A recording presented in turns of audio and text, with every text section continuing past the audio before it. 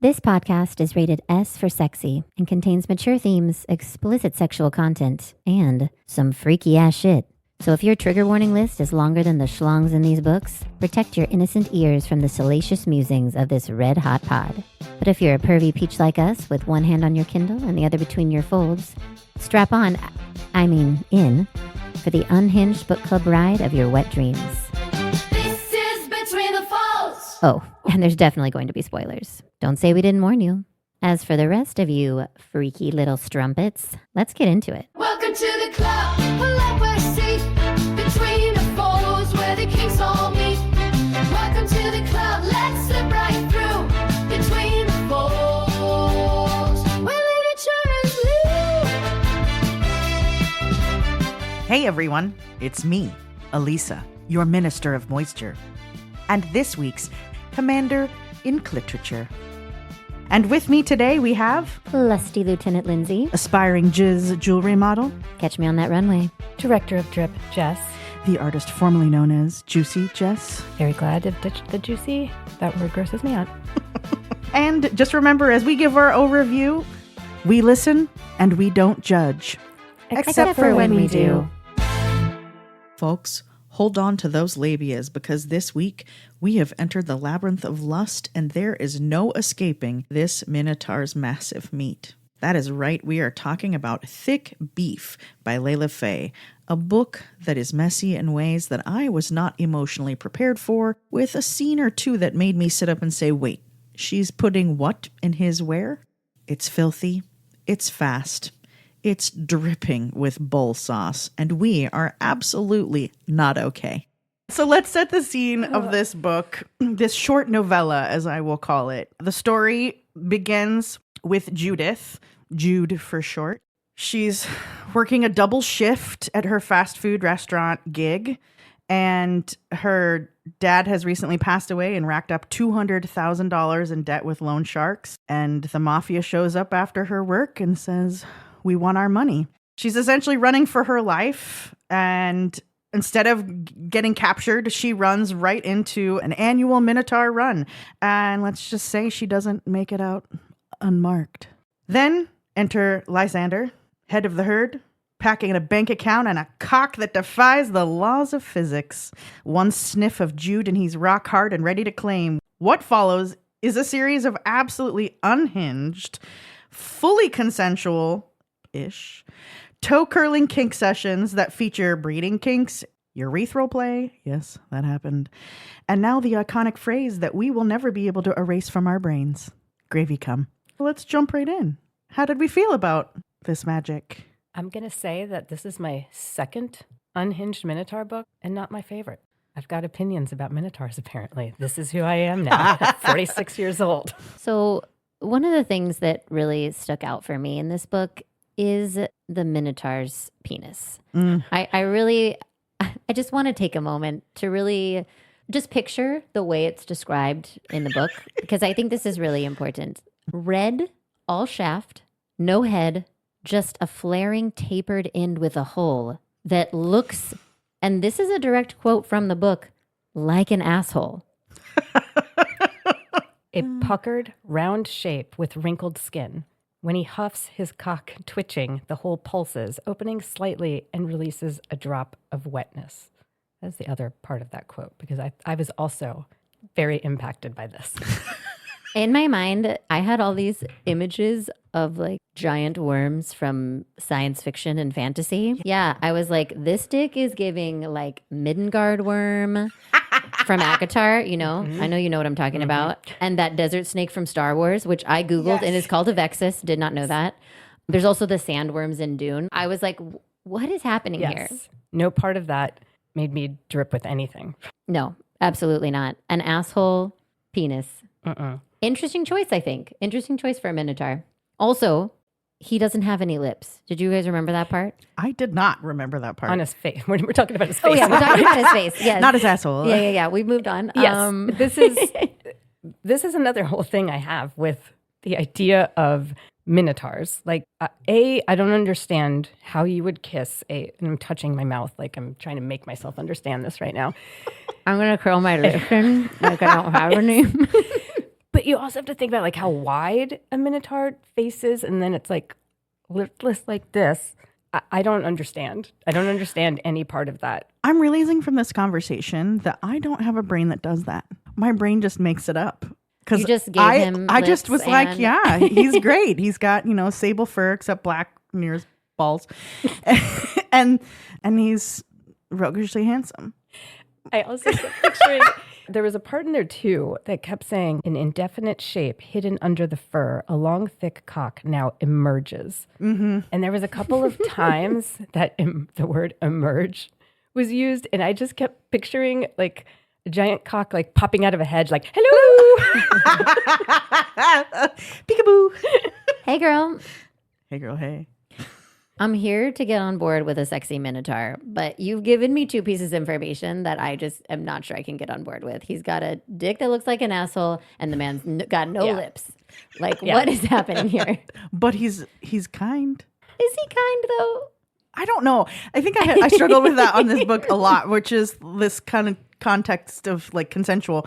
There was a joke, I guess, in the beginning where the loan shark gets caught and he's in the basement or whatever, and Lysander's like, we're gonna go deal with this loan shark, and at some point the conversation is like, I'm gonna pay your debts, like you're under my care now, I'm gonna pay your debts. And she's like, well, what do I have to pay you in order for that to be a thing? She initially thought that, and he was just like kind of 50 blowjobs. But why didn't he just say, you're free? Elisa, we're reading a book about Minotaur sex.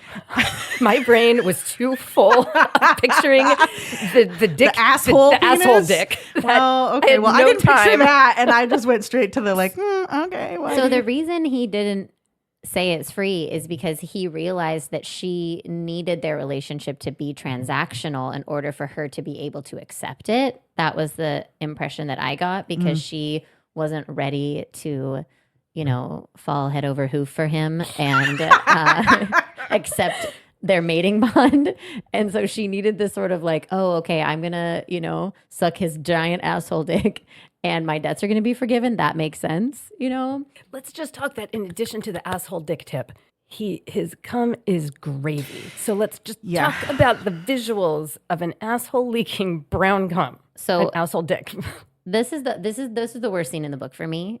All I could think about was that his dick has diarrhea. Like literally, God. that's all I could think about, because you already told me it looks like an asshole, as we have mentioned several times. Yep. And now there's brown liquid leaking out of it. I mean, come on. Yeah. There are 2 quotes in this book that I was like, nope. It's my turn to swear. Holy fucking shit. That actually tastes like his slit pulses open and closed. Brown liquid pumping out of it, and I swipe my tongue over it. Who does that? And Lysander huffs. His thighs tense hard, and I pull back, smacking my lips. You taste like gravy. Yes, he says, drawing out a sound. What? Yeah. What? Brown liquid. Why do you want to touch it with your tongue? No. Brown liquid coming out of something that we already know looks like an ass, and then you're just going to stick your tongue right in it? Get out of here.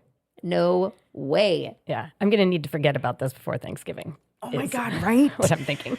Every time I stare at gravy now, I'm going to like have a flashback of Minotaur porn. And that's brought up a lot. He smells like dinner. Why does it smell like dinner? Why do you smell like dinner? Stick smells like dinner. Blech. She was also hungry because she had worked a 16-hour shift and she had run her asshole off away from loan sharks. I mean, give a girl a break. She needs a snack. A sneaky snack. I'm not really one for gravy just on a general day. And after this, I'm unconvinced. No, thank you. Well, the next time you see it, drenched. No, the chef in the back has had a good day. Okay, but what about some things we did like? Because obviously, we know there's some things that weren't for us. But, I mean, I kind of had some things I was into. Oh, tell me more. Well, the tail situation. Yes, this was a beautiful, beautiful application of Minotaur tools. Yeah. Especially after the letdown of the missed opportunity with the basilisk forked tongue. No forked tongue, but Yeah, we got beautiful tail. Yeah, we got the tail. The tail is rubbing the clit. while they're having sex. And so the way the tail is described, I think it was black and leathery. So in my mind, I'm thinking like this is like a riding crop Yeah, or like I was a just gonna say whip that. or like a tickler or something like that. I was like, okay, all right, tell me more, you know? I thought it was awesome. I liked the idea of built-in handlebars.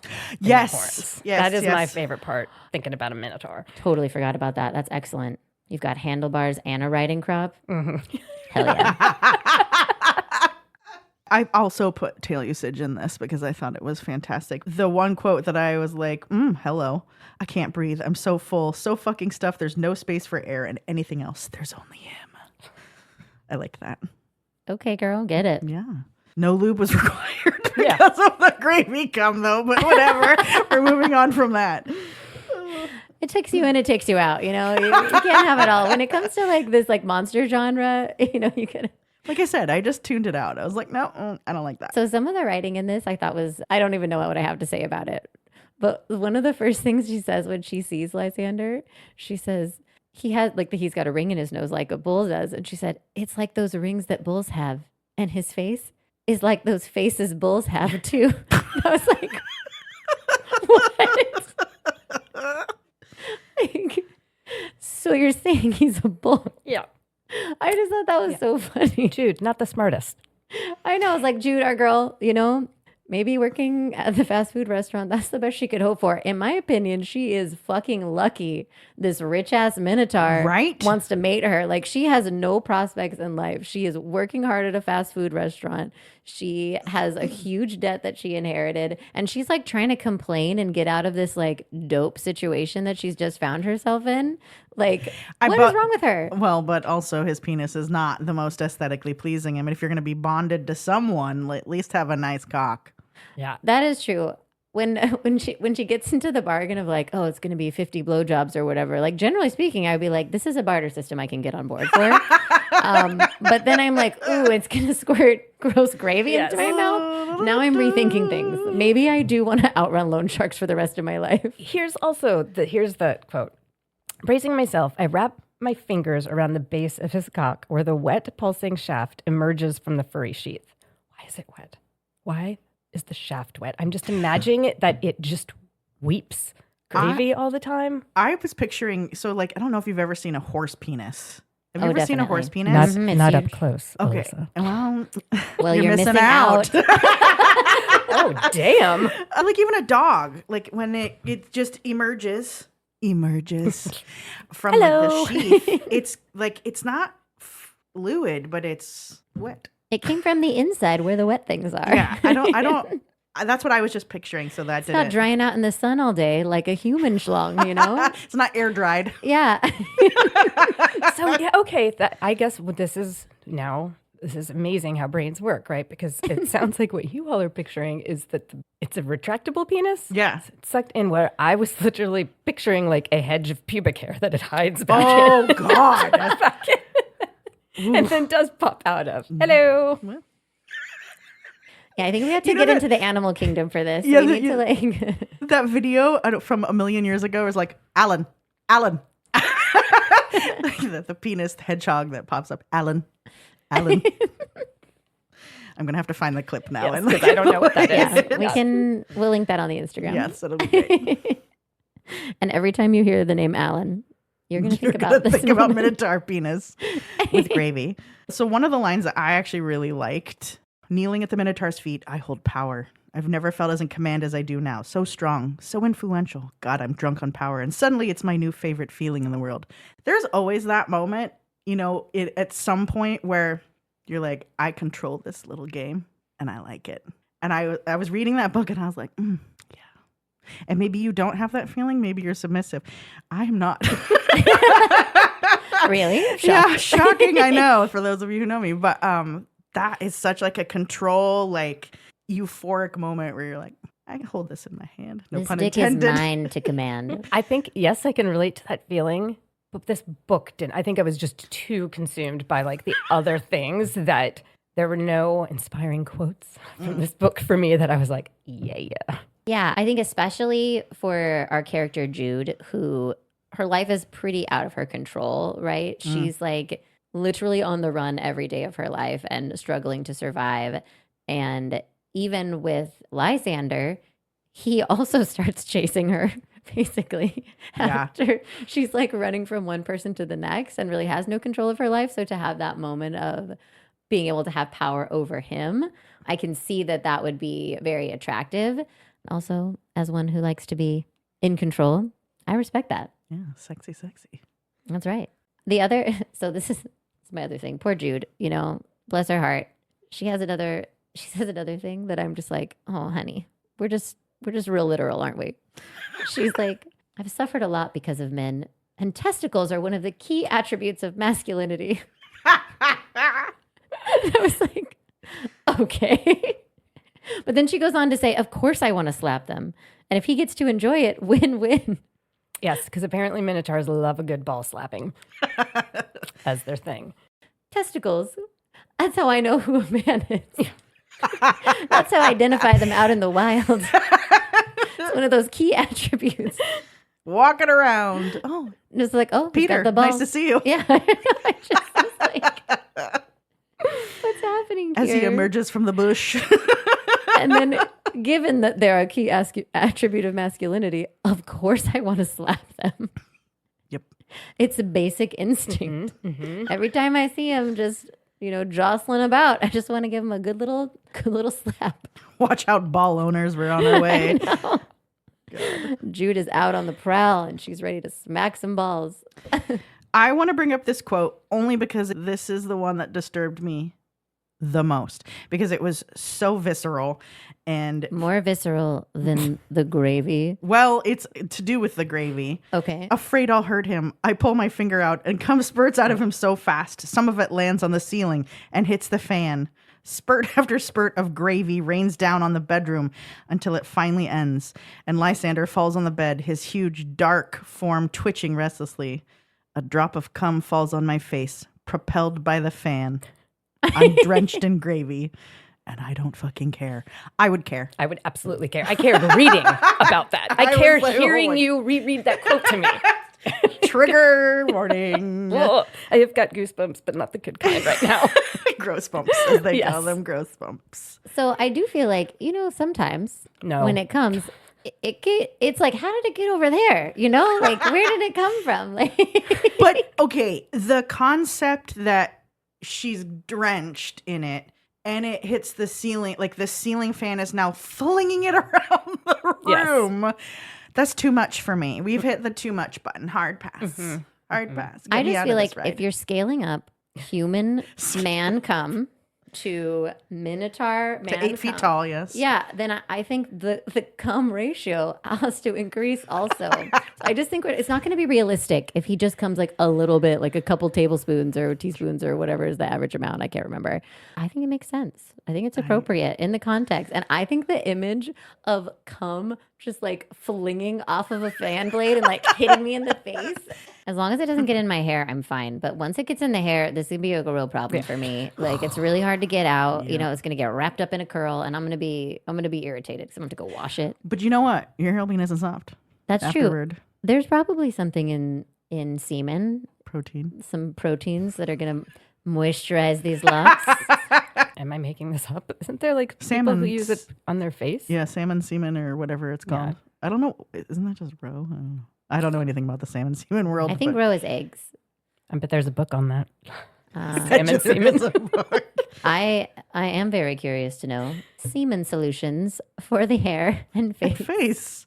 Boy, we could have a whole product line, ladies. I mean, we've got jizz earrings. Yeah, jizz earrings and jizz face masks. Yeah. And jizz hair moisturizers. I think we need to do a little research first, obviously. Thank God for the internet and computers, right? While there's a popular belief that semen is good for the hair, there's no scientific evidence to support this claim. It's probably being put down by Big Farm. They don't want you to know. But it says that there is a compound found in semen, spermidine, that may promote hair growth. Oh. So... yeah. All right, all you baldies out there, now's the time. Yep. Coming on your hand and rubbing it on your head. That'd be cheaper than Rogaine. Oh my gosh. Oh, it's got to be. Is it daily application though? Twice a day? Have there been any peer-reviewed whatever to be studies safe? On it? Responsible use. Some people have reported hair softening or shine. I would need a Minotaur's worth of semen in order to moisturize my head of hair. I'm fairly certain. You do have a lot of hair. I don't think this is going to work for me unless I can take up a large collection. For the two curly-headed ladies at the table. Yep. Taking donations. Accepting donations. Sounds like a missed opportunity, Layla Fae. Mm-hmm. She could have been rubbing that gravy all over her head and coming back all shiny and new. I feel like she did have it all over her head. Yeah, she did. She had it everywhere. Okay, the other part I could not get over. What is another glaringly thing we have not discussed? Oh, yeah, yet? Sounding. What? Urethral play?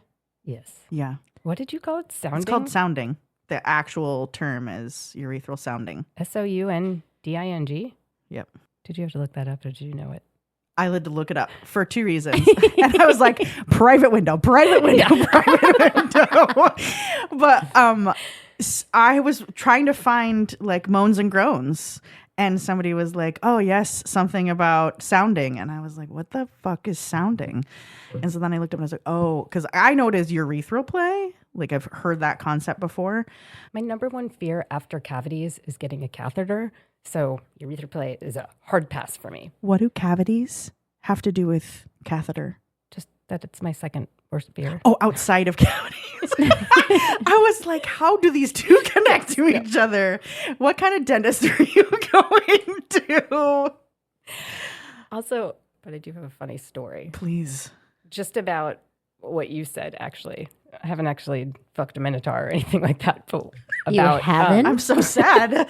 Have you even lived? private windows. So I don't remember why I was watching this, but I was watching a documentary on YouTube about a guy who was essentially like dating some blow up dolls or mannequins. And he had like, I think I saw this one. Okay. it was like a series of them. And so I got halfway through this documentary, went out, did something else. And I had just met my husband. I think we were literally going on maybe our third ever date. And so we went out, we'd gone hiking, and we came back to my house, and I'm in the kitchen doing something, and my computer was open on the dining room table, and Eric went to go look something up, pulls my laptop open, gets it in there, and then I just heard him go like, what? And I turn around, and he's looking at this documentary, and I don't embarrass easily, and he doesn't judge very easily, but I was mortified. I was just like, oh, I'm sorry. No, this isn't a thing. I'm not into this. Like, it's just interesting. Well, I think it's time to hear from some other people, some Amazon, some Goodreads reviews. I thought there were some pretty good ones. And I feel like most of them pretty much aligned with us. We had Danelle, 5 out of 5 stars. I totally grabbed this because of the title, and it delivered. Hand clap. Minotaurs are my jam. Lysander is hot, and I'm obsessed. Layla writes her best monster erotica that's so spicy with just enough sweetness. Play that dong, though. I am loving the energy of that reader. I am loving it. I was a little bit more on Mackenzie's team. Mackenzie gave it 2 stars. She said, bro, I can enjoy every part of this book, but you didn't have me at the well bread and gravy. And we didn't talk about bread, actually, the whole breeding thing, because I know breeding is a kink. Yeah. It is not a kink for me. I'm definitely get into some urethra play before I get into a breeding kink, for sure. I'm the opposite. Oh, really? Opposite. Interesting. Yeah. Yeah, there's just something about someone wanting to put a child in me that is the biggest turnoff that I can imagine. It's going to be a no. Agreed, but I don't know if I could choose between that or urethra. I feel equally horrific about both of those. Like, I feel horrifically like I'm not choosing. I choose death. Death. I will give 50 million blowjobs that spew gravy in my mouth over either one of those things.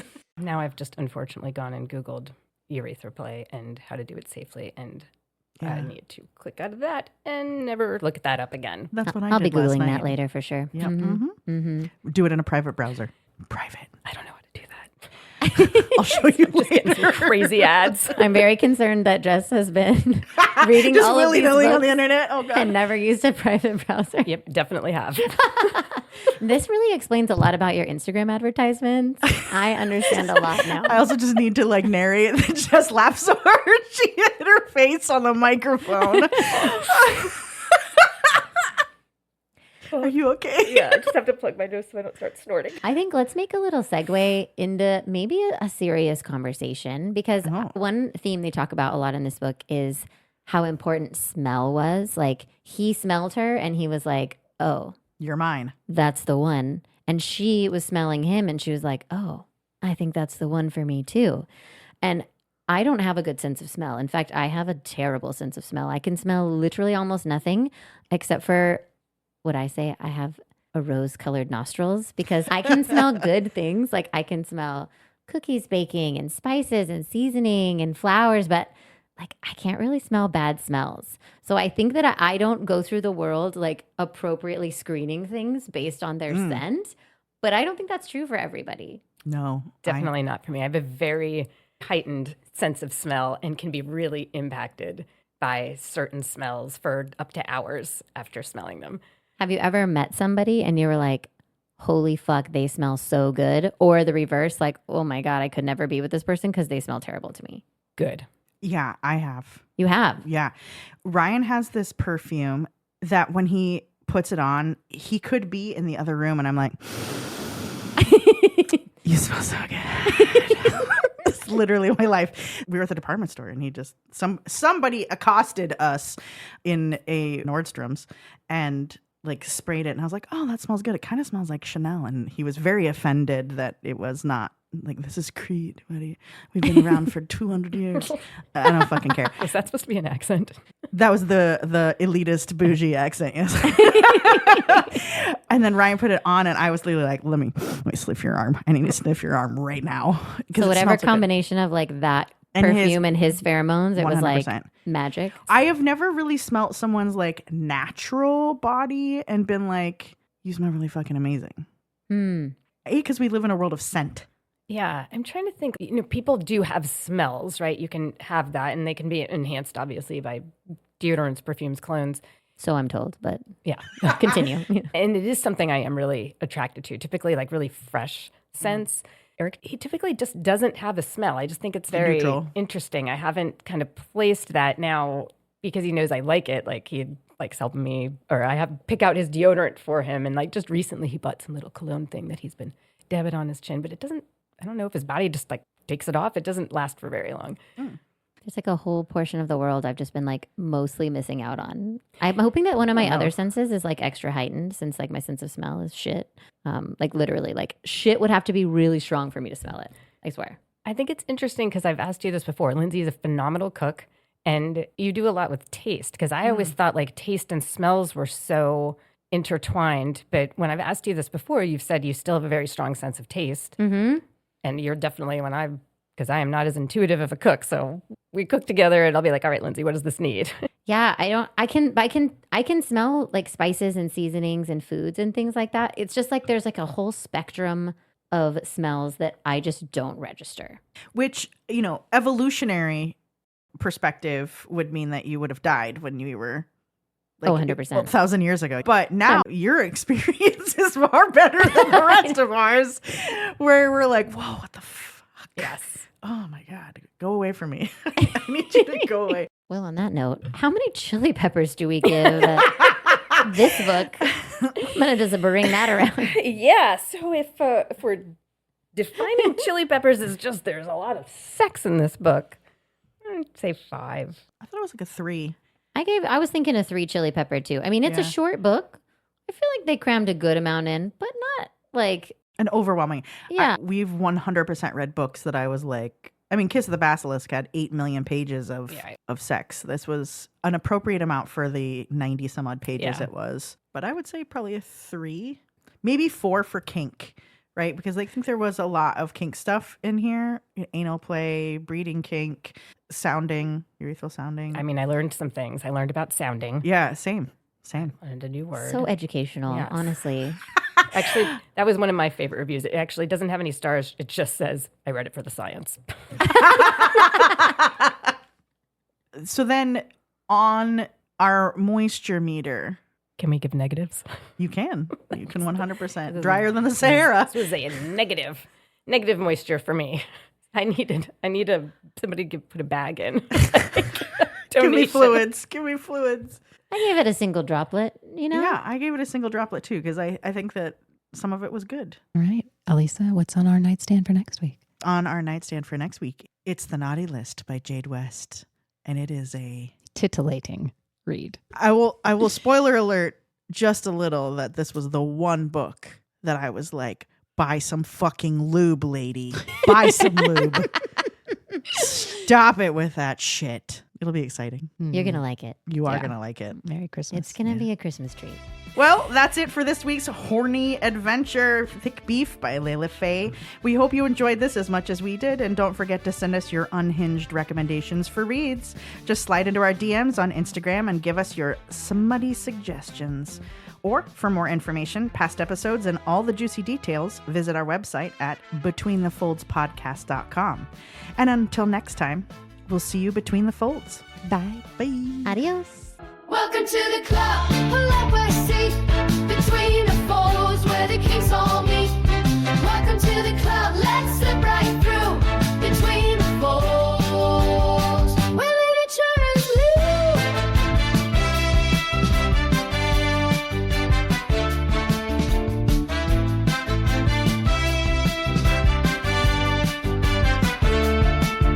This podcast is for entertainment purposes only. The views and opinions expressed are our own and do not reflect those of the authors, publishers, or any affiliated parties. We are not affiliated with or endorsed by any of the authors, publishers, or products mentioned. Yet. Listener discretion is advised due to adult themes, language, and content.